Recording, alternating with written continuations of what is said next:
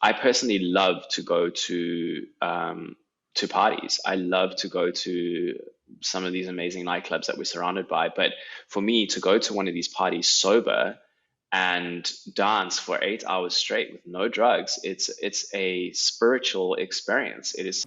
Te habrás dado cuenta que este episodio es un tanto diferente, pues lo hemos hecho en inglés, así que también encontrarás la traducción en español desde el canal de YouTube de Pao Vasco. Soy Julieta Andrea y junto con Pao hoy estaremos entrevistando a Jamie Beron, creador de Suco Sessions. Suco Sessions son eventos de meditación activa, baile y música TECNO, donde la idea es dejar fluir el cuerpo de forma natural. También vamos a hablar del amor, la felicidad y de disfrutar. ¿Qué significado le das tú a esto? Y que es muy importante. Jamie es de origen sudafricano, sus sesiones las han vivido cientos y cientos de personas en el mundo y equipos de marcas como Desigual y Nike. Estas meditaciones son para todo tipo de personas, así que si quieres mejorar tus hábitos, descubrir algo nuevo y eres una persona curiosa, te invito a quedarte hasta el final de este episodio. Y por supuesto, compártelo en las redes sociales para saber qué te parece y si te gustaría que hiciéramos más episodios con entrevistas en inglés. Así que comencemos.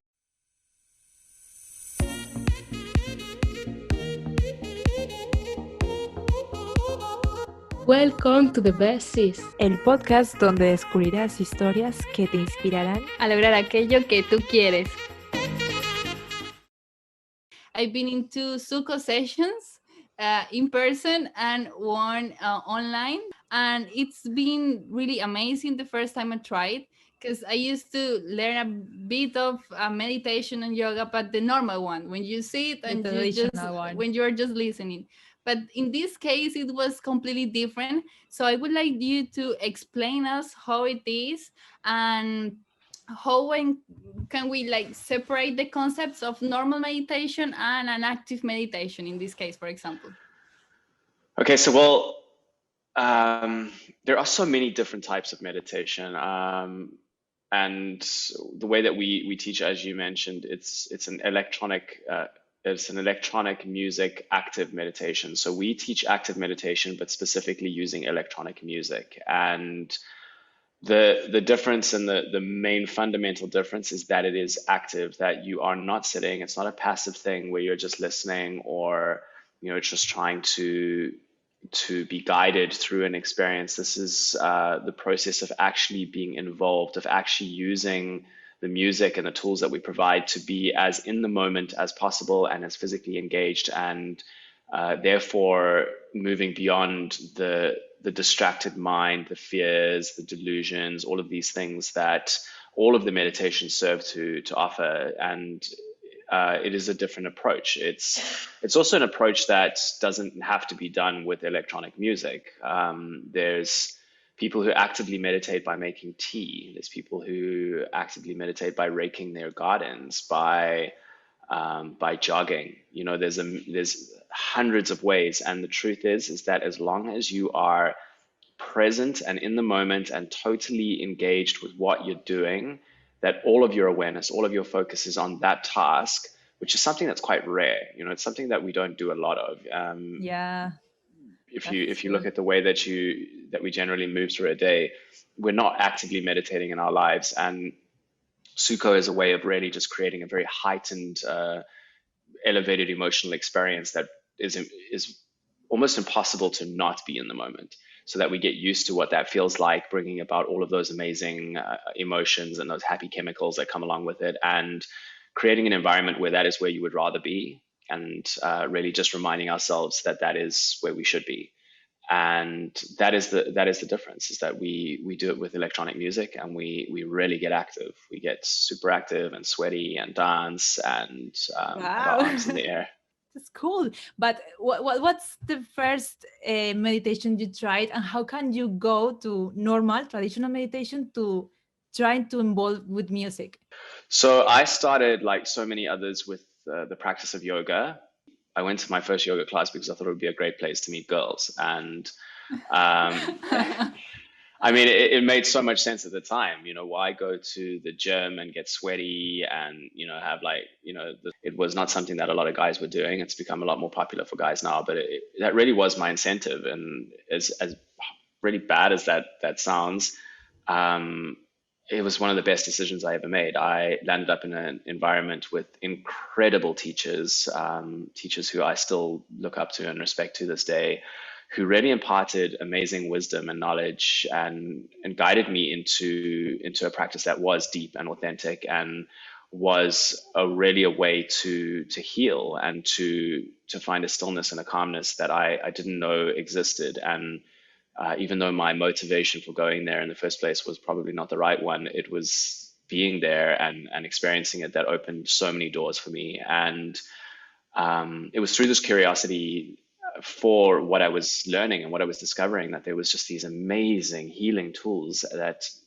most people don't know exist. And I followed this trail, and I went to India to just discover a little bit more, and I landed up in Oh, I landed up in a city in Pune, where there was ecstatic dance, and I I walked into this room full of people who were going absolutely crazy, who were without fear, without inhibition, were letting go completely, and I was not.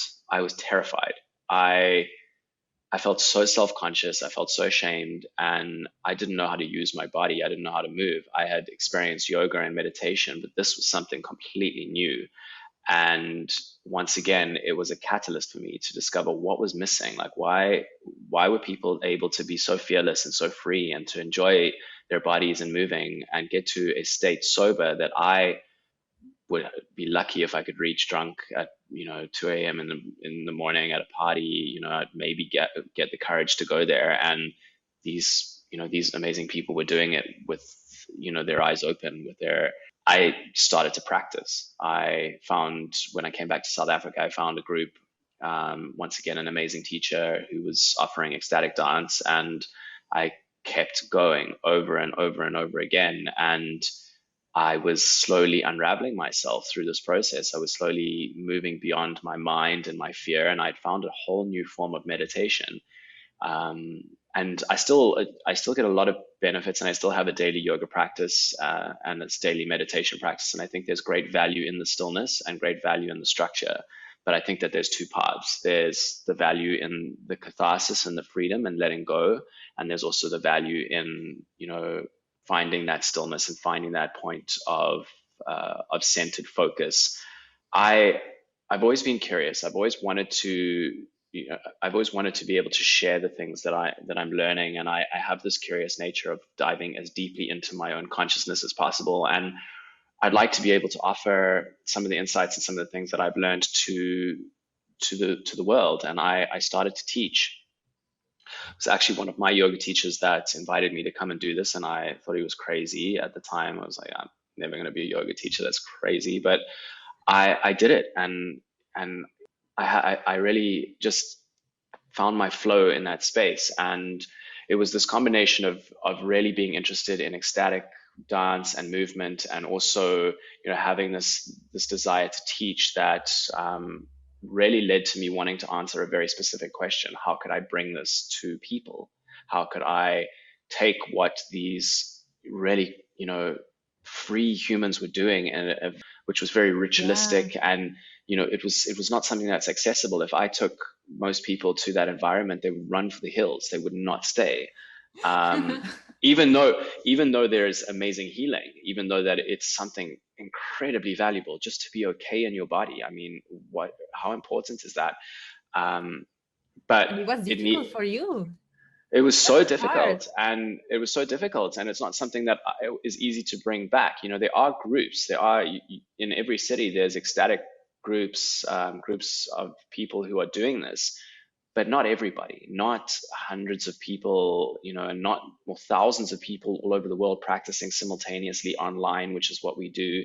And it was being able to put the pieces together to make this something accessible. And for me, that was to start to combine it with electronic music. That was a huge component, to create something where the music is ritualistic and very repetitive, and we can use these tools as a way to go to those cathartic moments without it being a radical first step, without it being, okay, like, you're at this event, now let go and go crazy. By using headsets the headsets have this amazing ability to allow people to draw themselves into their own little experience, their own inner journey.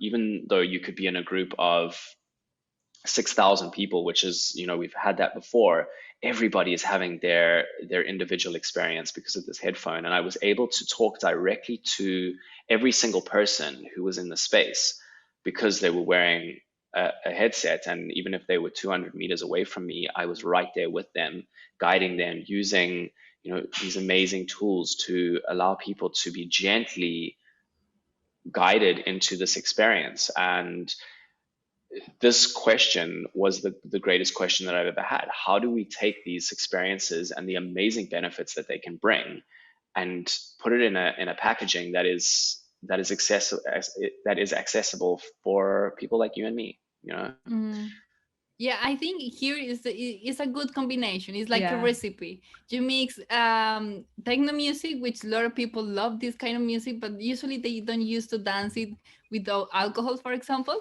And then here we have like these headphones, which I think is pretty good because we have a group of people, but we are living this like individual experience, because usually we are with our headphones, but we are not with the world.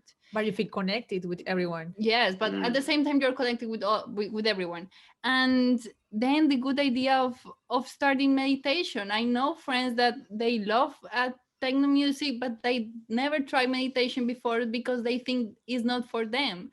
So it could be a good point, like main point, to start doing meditation and to also feeling and experiencing these benefits, no, that you are explaining. I'm curious because how do you start at first? With meditation and yoga, or with electronic music and DJ, for example?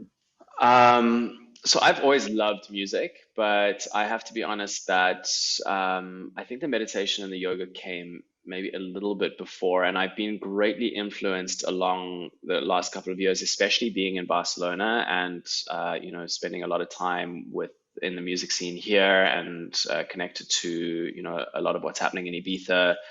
I've really been fortunate to be able to dive very deep into the electronic music scene and draw a lot of inspiration from it. And I personally love to go to parties. I love to go to some of these amazing nightclubs that we're surrounded by. But for me to go to one of these parties sober and dance for 8 hours straight with no drugs, it's a spiritual experience. It is something truly deep, and I love this. And I go into these spaces as often by myself and just get lost in this ritual that is happening. And people don't understand a lot of the time what amazing benefits this electronic music has, because it's so often associated with drugs and with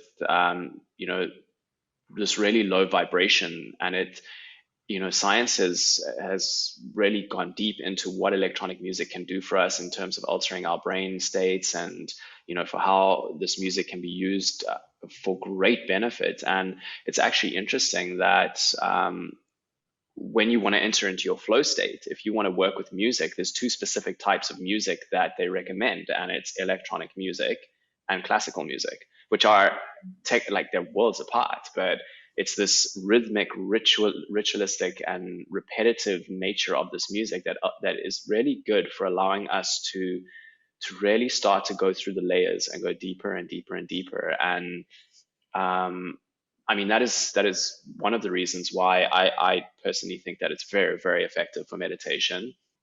I read something really interesting that it's amazing that we can also obtain the same frequencies. So if you imagine that we, while listening to the same electronic music track, are able to actually alter our brainwave frequency to synchronize. So we could have a person in Kenya who is dancing with us and a person in Barcelona or in South America, all managing to get on the same wavelength, all managing to kind of obtain the same energetic frequency as a result of the type of music that we're using. and obviously intention and visualization and the synchronized movement. And if you go into this stuff, a lot of the metaphysical things about how we can synchronize through collective consciousness. It's really an amazing thing to think about, that we're able to do that. It's Yeah. incredibly unifying. What could we say that are the benefits for someone that haven't tried before and would like to try? So our objective is to practice joy. We call ourselves the practice of joy, and we have created a formula, a ritual that consists of 9 active meditations that progressively take us through a journey to ultimately reach a more joyful state. And in every single session that we create, it is all about reaching our joy. And for somebody who comes and does this for the very first time, that's never experienced Suco before, that is a gateway for them to start to practice that. Joy is something very important, and it's something that we often think that we're lucky if we have it and unlucky if we don't. But we don't ever actually take time to realize that we are responsible for that it is something that we can practice, and that we can actually do it. We can actually change the way that we feel, that we can start to influence our biochemistry, the chemicals in our body like dopamine and serotonin and oxytocin and endorphins, that there are simple techniques and physical things that we can do to start to produce these chemicals that will change the way that we feel. We so often go into our brains, into our minds to think, to try and solve our problems, to try and think our way through the situations that we're in. It's the psychological approach. It is, what we're taught. If you're having a hard time, go see a psychologist. If you want to deal with your problems, think of a solution. But the truth is that we have this body, this physical body that is able to do so much to influence our mental state. And I taught a session this last Sunday, and it was all about giving. It was all about meta love and about expressing love for others. And one of the things that I shared in the session was that we actually have more information flowing from the heart to our nervous system and upwards towards our brains than downwards. We're sending more electrical signals upwards than down. That is how the body is wired. But we're constantly thinking about how we can send signals downwards from our brain to do the work. We don't actually take into consideration how there are these energetic fields in our bodies, like our hearts and our gut, that are really easy ways to shift yourself. The simple thing is just it's I'm like free. the mantra: if you want more energy, you need to give more energy. If you want more love, give more love, and it will return more. I'm curious, how long time is a class from this? our online sessions are about 50 minutes, between 45 and 55 minutes generally. We try and provide for an hour-long experience and just give a few minutes before and after so that people can comfortably enter and exit the session. But the entire wave that we take you through is about 55 minutes. It has any structure, like you're talking first, then you book high music, or all is different? Yeah, so we have a ritual that The all of ritual, our active meditations follow a structure, follow a ritual, and we go from seated meditation and intention setting through a series of active meditations, and this is a combination of repetitive movement and dance, and then we always end the session with collective breathing, and we do a meditation at the end that is focused on gratitude. And gratitude is a very important part of our practice and of our ritual. It's a very powerful practice, just in and of itself, to be grateful and to pull ourselves away from living in a mindset of scarcity, of what we don't have, what we want, what we could have, aspiring to be like somebody else, which would always leave us feeling empty. And we try and move then rather to a state of gratitude. And I love telling people this because most people don't know, and I'll pose it to you as a question. But do you guys know what joy is? What would you say? I say that joy is a decision, and yeah, that we have the opportunity to enjoy everything we want, everything we have, everything we are doing, everything we touch, we see, we talk, we watch, everything. We can be excited about that, or we can just be grateful because that happens, no matter what, no matter if it's good or bad. I think that bad situations are to learn things, and also good situations are to celebrate. So I think it's joy is a celebration for me. Celebration. Yeah. It's a high energy. So, When you have joy, you can do your best. You can give more. You can smile. You can create. Create. For me, joy is create, and celebration is a good Mm. answer. Yeah. And for you, So a lot of people struggle to tell the difference between joy and happiness okay, that's true. because it's there's quite a lot of confusion around that. But the definition of joy is to be humbly grateful for the present moment, no matter what that moment is, which is a little bit different to happiness if you think about it. Because It's if more we're great, longer, no? Happiness. it's an attitude, it's a way of being. And if we are humbly grateful for the moment, whatever that moment may be, that's not always happy.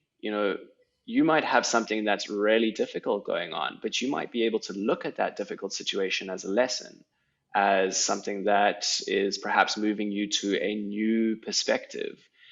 And Yeah. when we start to live our lives like that, then we live in a joyful state. Because it's not realistic to always be in celebration. It's not realistic to always be feeling creative. We have moments where we're feeling blocked. We have moments where life is hard. And we can live through those moments in a state of joy if we know how to practice it. And that is why I love to end these sessions with gratitude, because it really is the fundamental part of the practice of joy, is to move us through all of these states, the state of love, the state of freedom, to be able to access those emotions fully so that we are free to choose joy, free to practice gratitude. And, And it's that's free. amazing. It's free, man. Everything that we need. Happiness can be free. It's just like we get so swept up in all of the distractions that we miss it. We miss the bigger picture. And it is so easy to practice it. It is so easy to do it, but it does require energy, and it does require that we actually do it. Like when you're feeling down, when you're having a hard day, when things seem like they are impossible, you always have this option to ask yourself, like, do you want to change? Do you want to feel different? And if you're able to say yes to that, then there's another question. You're like, well, how am I going to put the energy in Yeah. to change the way that I feel? And this is a way that we can do that. But you have to do it, Yeah. and very often we choose the easier or the lazier option to just stay in the rut that we're in, to just stay in the mindset that we're in. This is so relevant right now for the way that we're collectively dealing with our situation around the world. We don't have to stay in this mental frame. We have a physical situation that we're dealing with, but how are we dealing with it as a collective, as a species? How are we going to band together and rise above this so that we can actually move towards a joyful future, whatever that future may look like? Yeah, that's so deep and so powerful. I have a list for me of different actions that I can do when I feel down, and how can I change my emotions? How can I change? And what are you saying? It's just a decision to stay present and do what you love in that moment for change all the day and all the energy. Yeah, it's powerful. Yeah.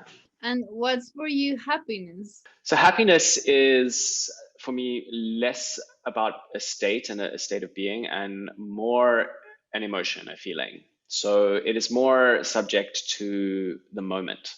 So, somebody, sends us a nice SMS and that makes us happy.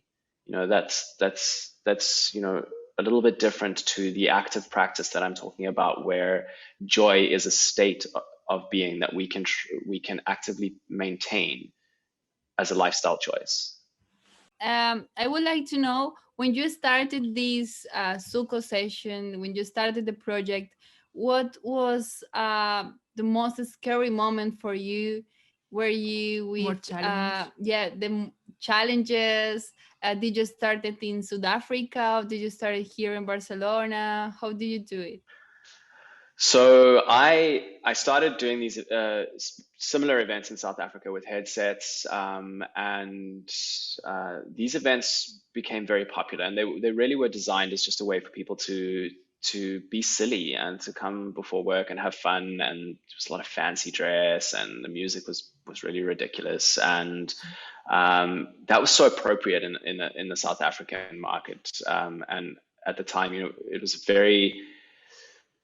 a very necessary thing, and it got people, to really connect and in a beautiful way. And these sessions, they got a lot of attention. They grew really fast, and there was a lot of people coming to them. And this got the attention of an investor from Europe who invited me to come over to Europe to do some pilot events. And we tried out some sessions in Berlin and in Barcelona, and it was when I was in Barcelona that I met my current business partner, who is an incredible human being and an inspiration in my life and a mentor, and has really helped to guide me and challenge me in the right ways to turn what was originally just a silly fun before work party into a serious practice. And we dive deep into the science and deep into the ritual, and to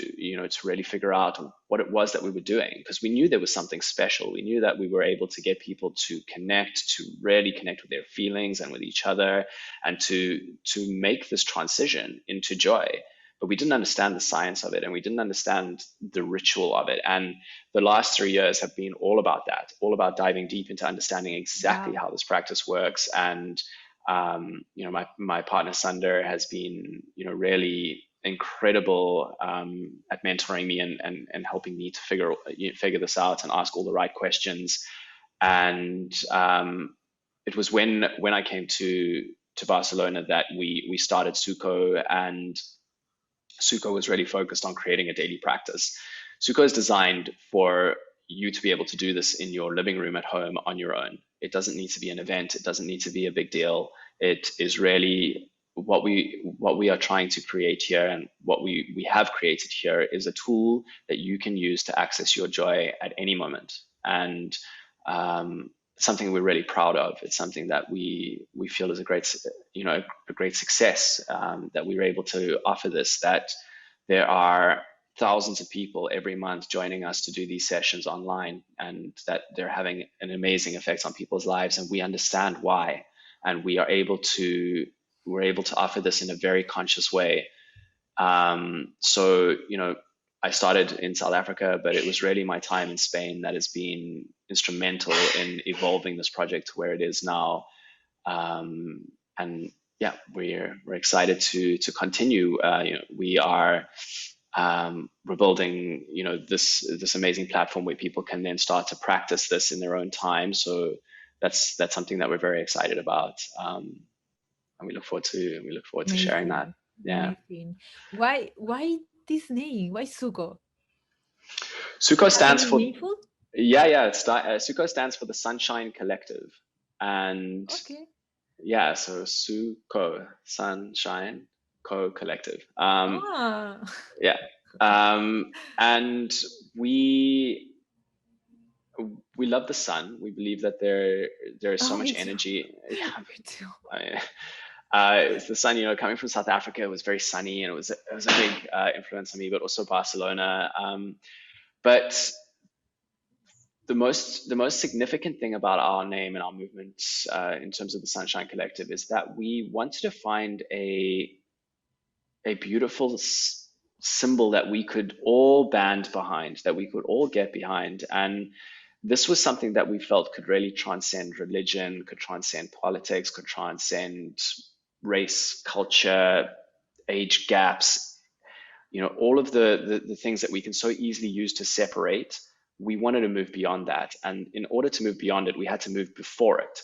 And what comes before all of that is the fact that we're alive, that we're human, that we exist, and we do exist because of that sun, because that sun shines its light on our planet and life emerged, and we are the result of that process. We can create our stories after. We can create any story we want to try and drive differences between each other and to try and, create some kind of animosity or reason to separate. But the truth is that you cannot deny that. You cannot deny that we are alive, that we are connected, that we are the same species, that we are here because of that sun. And when we go back to a point where we are unified. And that is important for us because that is a world where we don't allow for suffering, where we don't allow for our brothers and sisters to live in conditions that are not fair, where we don't allow political bodies or organizations to take away our freedoms and our rights because they have no right to do that. We're all the same. We're all equal, and we are all here with equal right to be here and to experience the joy of this planet. And we want to take people back to that. And the sun is a symbol for that. The sun is our, it's our universal symbol. I don't think anybody can deny that. So we are the Sunshine Collective, a collective of people who unite behind the sun, who are inspired to share joy, who are taking on this mission right now when the world absolutely needs it. Wonderful. Wow. Great. I would like to know 3 books that you would suggest to people to read or that have changed the way you look at life or that you see things. So wow, okay, 3. I just finished reading a book Have more, yeah? I just finished reading a book called Why We Sleep, which is I think everybody should read that book. It's incredible. Everyone is sleep. Sleep is so important. It really, like, we're not getting enough generally. I at least wasn't before reading this book, and now I will never miss a night without getting 8 hours sleep, even if I have to wake up late. The health benefits of doing this, the effect it has on your brain, on your mood. And this is just another example, once again, of how we can go to the body to do the work, how it's not something that we can think ourselves through. If you are sleep deprived or exhausted, you're going to feel stressed, you're going to feel emotionally unbalanced. And the simple trick to fix that is not to talk your way through your problem or try and analyze it or use your brain. The trick is to go to sleep. The trick is to make sure that you do that. And that is something that we can do with our bodies. So that's a really great book. Autobiography of a Yogi is quite a deep book, but it is an incredible book. For me, it showed me just the magic in the universe, the magic in the world that we can access.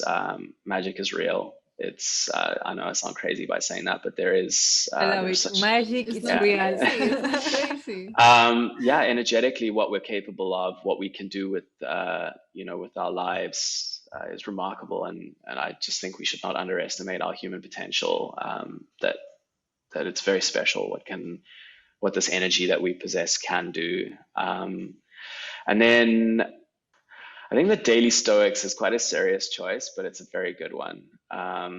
Stoic philosophy or Stoicism is an amazing approach to life. It's very practical, it's very useful, and this is a nice book for somebody to read on a daily basis. You just read one page, and each page is designed to take you through the practice of. And if you want something fun, I can offer a fun book. Just a beautiful novel is The 40 Rules of Love. A friend of mine just read The 40 Rules of Love. I know this is my fourth. Great. Thank you for the suggestions. I will Sure. really going to do a research in Amazon or whatever to find these books. I love it because all the topics that you told us is really practical. You can do it anywhere. You can do biohacking, like sleep well, eat well, dance, be happy, and all the benefits that your body can give us. Just do it. And this episode is really powerful and really valuable. Thank you. You're right. Everybody can do it. It's just a choice. It's a choice to do it. And like, I'm not some crazy mystic. I'm not some next level being. I'm just a normal person who was fortunate enough to discover some amazing insights and some amazing tools that really changed my life and I'm very inspired to share them. And if anybody wants to practice them, I know without a doubt that they will be beneficial, that they will change your life. And if you choose joy, it can be yours. I think it's a way of being simpler. We sometimes we are too complicated. We are overthinker, and we are like we are with all our problems all the time. And I mean, life is simpler, and to joy it's simply, and to be happy it's also simply. So I will really love to go to a Suco session in person. Like, Yeah, well, you guys can come dance with us on a Sunday. Do it every 2 weeks on a Sunday as an event for the world to connect, and that's something that we stream online at 11 o'clock CT. And yeah, it's actually very easy to sign up. You can just go onto our Instagram page, click the one clickable link on Instagram, and you will be exactly where you need to be to sign up. Our Instagram channel is Suco Sessions, SucoSessions, Suco Sessions. Right, we're going to leave the link below, or wherever Cool. it goes, in the description of this Cool. episode. Yes, just to finish, I have here a card game. So it has deep questions, and randomly we are going to choose one, and we are going to answer it. Okay? Is it good for you? Yeah, let's do it.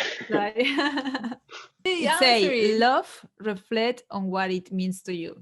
It's so interesting because love, for me, obviously, it's one of our three key emotions: love, freedom, and joy. I think that love is truth. When we go beyond all of the outer layers into the truth of what this life is, what our experience is, it's just love. You know, it's like we're born in a state of love. We feel safest in a state of love. We, I believe, finish in divine love if, you know, you believe in that kind of thing, and that it really is the essence of what we are. I wish I could remember who said this. It might have been John Lennon, but any question, any problem, anything that you face in life that you're confused about, the answer is love. You know, and the answer to solve every single problem that we have is love. And this love thing, it's hard to quantify. It's hard to put it into one little box because it's so diverse. You know, like love is experienced in so many different ways, but it is the purest, most beautiful thing that we have. And I think that it really is, it is the answer to many, many problems. It goes through time, through things, through limits, or not, through boundaries. One thing I would say that I feel a lot of love is with my pets. There are two cats. We have two cats, and we really love them, but they are loved all the time. They fly with love, you know? And it's like this state of that you feel so comfortable, so high, so happy.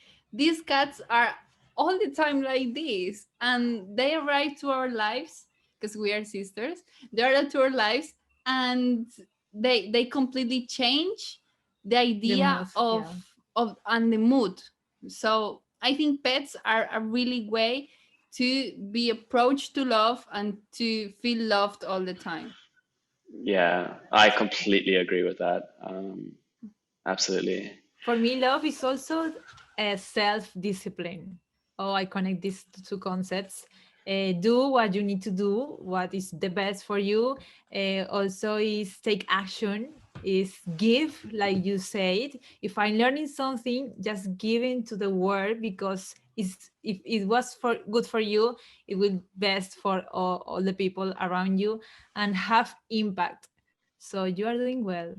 As I said, hard to put it into one thing because love is so broad. It is discipline, it is caring, it is, you know, our love for our pets, which it's love for a teacher. Yeah, I mean, it's an amazing thing. And it's such a nice emotion to contemplate. Great. We are going to finish this episode like this with Jaime from Suco Sessions.